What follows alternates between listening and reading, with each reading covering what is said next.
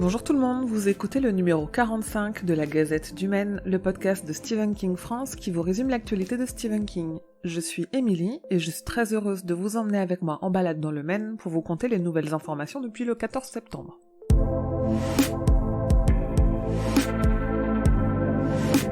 On attaque avec une excellente nouvelle puisqu'on a enfin une date pour une parution française de If It Bleeds. Le recueil de 4 histoires paraîtra en France chez Albin Michel le 3 février 2021 sous le titre « Si ça saigne ». Steven et Tabitha ont fait un nouveau don de 50 000 $ pour subventionner des aides alimentaires pour les habitants d'une île du Maine. Le livre de poche publie en coffret collector les 2 tomes du Fléau le 28 octobre, ça je vous en ai déjà parlé. La nouveauté, c'est que le visuel du coffret a été dévoilé. Rendez-vous sur les réseaux sociaux de Stephen King France pour voir cette merveille.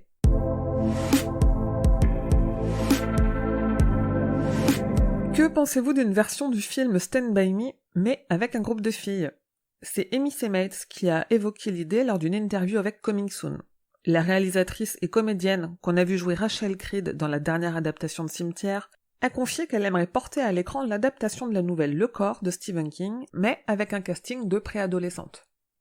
Le compositeur de la musique des 2 chapitres de ça, Benjamin Wallfisch, est nommé au World Soundtrack Awards dans la catégorie compositeur de l'année pour son travail l'an dernier avec ses bandes originales de The Invisible Man et de ça chapitre 2. On a appris qu'en 2021, l'éditeur de Blu-ray et DVD ESC ressortira La Part des Ténèbres, le film de George Romero d'après le roman de King. À ce stade, encore aucune info sur une date ou des bonus. Pour Halloween, Warner va sortir un beau coffret collector 4K Ultra HD des 2 chapitres de ça. En revanche, toujours pas de nouvelles d'un super montage ou d'un super cut. Crise sanitaire oblige, les Comic-Con s'adaptent et se font virtuellement. Celle de New York se tiendra en octobre et on a appris qu'un panel sur la mini-série Le Fléau se tiendra le vendredi 9 octobre à 18h40. On y retrouvera de nombreux membres du casting, dont Whoopi Goldberg et James Marsden, mais aussi le showrunner Benjamin Cavell et le producteur exécutif Taylor Elmore. Vu tout ce beau monde, nul doute qu'on en apprendra un peu plus sur la série, et avec un peu de chance, on aura même de nouvelles images inédites. Mais il y a des choses qui ne peuvent pas se faire virtuellement. On a appris qu'Andrew Lincoln, l'acteur qui joue Rick Grimes dans The Walking Dead, devait avoir un grand rôle dans la saison 2 de Creepshow. Mais la série est en tournage à Atlanta, et lui, il est resté coincé à Londres. Ça n'empêche pas le tournage d'avancer, et on a vu passer sur Twitter une photo du réalisateur Joe Lynch qui semble réaliser soit une histoire, soit un épisode complet de cette saison 2 de Creepshow. Et si le tournage avance, l'équipe n'en est pas moins consciente que cette année, ils ne sortiront pas leurs épisodes pour Halloween, comme ça avait été le cas l'an dernier. Pour consoler les fans et les amoureux et amoureuses d'Halloween, un épisode animé va sortir sur Shudder le 26 octobre et il adaptera la nouvelle Le Goût de Vivre de King, avec la voix de Kiefer Sutherland, et la nouvelle En direct du Cirque de la Mort de Joe Hill, avec la voix de Joey King.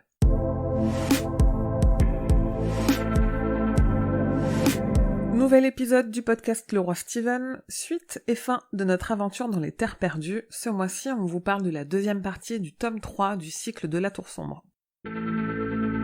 Cette année marque le 30e anniversaire de la mini-série Ça, la première adaptation du roman du même nom de Stephen King, dirigée par Tommy Lee Wallace. Le podcast The Losers Club célèbre cet anniversaire avec un panel très spécial au Salem Horror Fest d'Halloween. Les éditions Suntop continuent de proposer en version print et signée de l'artiste les couvertures de livres de Stephen King. Ce mois-ci, on a eu droit à la très belle couverture américaine de Mr. Mercedes, créée par Sam Weber. Et enfin, le petit point habituel sur les derniers produits dérivés, avec au programme une Woodbox avec du Jack Torrance et du Grapesou dedans, et encore plus de clowns maléfiques, avec notamment 2 nouvelles canettes soda de Funko avec cette fois-ci la version 1990, mais aussi une boule à neige, une poupée animée, un clown gonflable et une boule de sapin en forme de Grapesou masqué.